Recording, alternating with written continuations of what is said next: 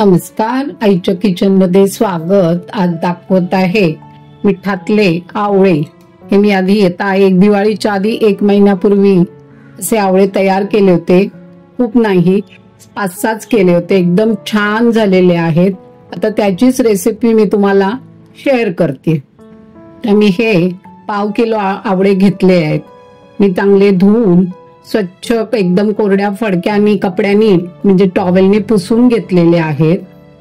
आणि काचेची बरणी ही पण चांगली धुवून वाळवून सुकवून घेतलेली आहे। त्याच्यात आपल्याला हे मिठातले आवळे भरून ठेवायचे आहेत।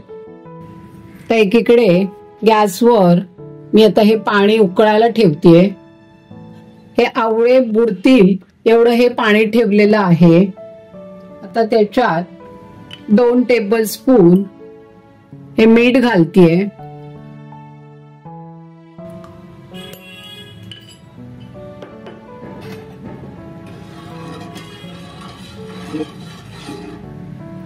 आणि त्याच्यावर झाकण ठेवते। पाणी छान उकळायला हवे आपल्याला ते।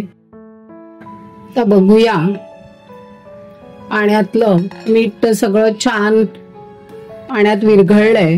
आता अजून चांगलं पाणी उकळू दे। मीठ पूर्णपणे विरघळलेलं आहे। तर पाणी छान उकळलंय।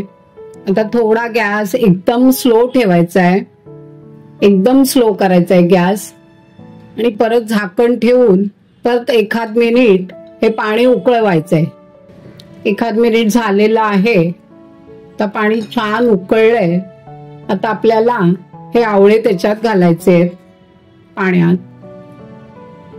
गॅस एकदम बारीक ठेवायचा आहे आणि झाकण ठेवून हे 1 मिनिटाकरता असंच ठेवायचे। गॅस चालूच आहे। तर स्लो गॅसवर 3 मिनिटं झालेली आहेत। तर आपण बघूया, आवळ्याचा रंग पूर्णपणे बदलला आहे। आता मी गॅस बंद करतेय आणि हे असेच ठेवायचे। पूर्ण थंड झाले की आपल्याला काचेच्या बरणीत भरून ठेवायचे। काचेची बरणी नसेल तर चिनी मातीच्या बरणीत ठेवायचं। स्टील आणि प्लास्टिक अजिबात वापरायचं नाही। आता असेच पूर्णपणे गार झाले की मग आपल्याला स्टोर करायचे। मग खाण्याकरता 8 ते 10 दिवसांनी आवळा छान चटकदार खायला तयार होतो। आता हे आवळे मिठातले पूर्णपणे पाणी थंड झालेलं आहे। आता आपण हे काचेच्या बाटलीत भरून ठेवायचे। आणि आता हे पाणी या आवळ्यावर घालायचंय। आवळ्याच्या वर पाणी आलं पाहिजे। आवळे पूर्णपणे बुडले पाहिजेत छानपैकी। छान आवळे सगळे बुडले आहेत। तर झाकण लावून